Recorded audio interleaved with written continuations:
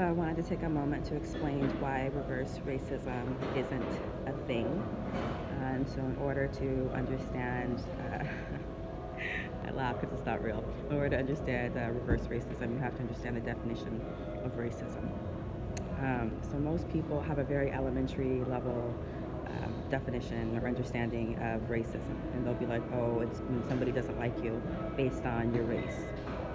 That's prejudice, that's bias, that's bigotry, but that is not racism, okay? So you have to have that same thing, so bigotry, right, based on race, but you also have to have the power to institutionalize the racism. So what does that mean? That means that there's members of the KKK in the police force. So I have my racism, and now I have the power of the police force to exercise. Now, let me be clear, not bashing police, not saying all police are racist, but we all know, or we should know by now, there are a number of active white supremacists on the police force. It means that when we create curriculum, we make sure that it is Eurocentric and that we're only studying and celebrating the contributions of white people. And we never really speak about what they've done, the ills, the genocide, the rape, the murder, the pedophilia. We don't talk about that. Stealing land, stealing people, etc. And so it means that, when you have the court systems, you have people in place, systems in place, so they're going to make sure that crimes that people of color are more likely to commit are going to get a longer sentence, versus these folks. So, for example, white people do cocaine, white people do crack. Sentences for crack are much longer than they are for cocaine. They're essentially the same drug. So it's not just prejudice. It's you have to have the power to institutionalize. It's what Donald Trump is doing right now. He is, the institutions are already there, but he's putting racists in place so that there could be the legacy of institutionalized racism will continue throughout various arms of the government.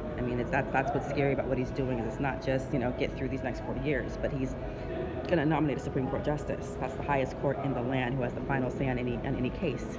And he's going to put a white supremacist in office. So just once you understand, you have a more collegiate, scholastic, academic definition of racism, you can already see that it's not possible for there to be reverse racism. And it's not possible for there to be reverse racism because there are not enough people in power who have enough hatred for white people in their hearts to institutionalize policies that will affect white people for generations and generations. And I'm laughing because I'm just like, it bothers me that I even have to explain that, but I cannot underestimate the ignorance of the American people at this point. So that is my, less than 5 minutes spiel on why reverse racism isn't a thing. It's pretty much just something white people like to say when people of color don't like them. But you have to understand that when you have your foot on my neck, when you can kill me and my people in the streets and walk away, or a lot of times, crowdfunding, you make a profit off of it.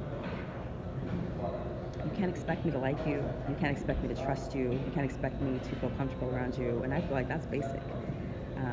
But that's only if you really see me on your level as another human being. If you see me as another human being, that will make perfect sense to you. Yeah, if you're stepping on my neck and suffocating me, and minimizing my existence and wanting me to just saying things like the only good nigga is a dead nigga, which is what came out of the mouth of a police officer, I'm gonna feel some type of way about you.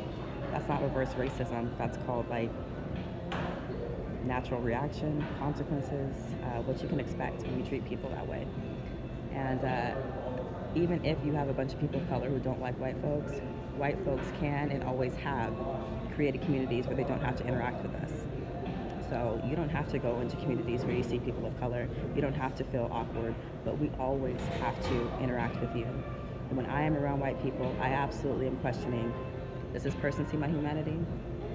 Does this person see me on the same level with them? Is this somebody I need to be, weary of, afraid of? I'm not really afraid, but, aware, so that's the byproduct of white supremacy. It's not reverse racism, and racism is prejudice and bigotry plus the power to institutionalize. That is the key factor. So that's my 5 minutes on reverse racism.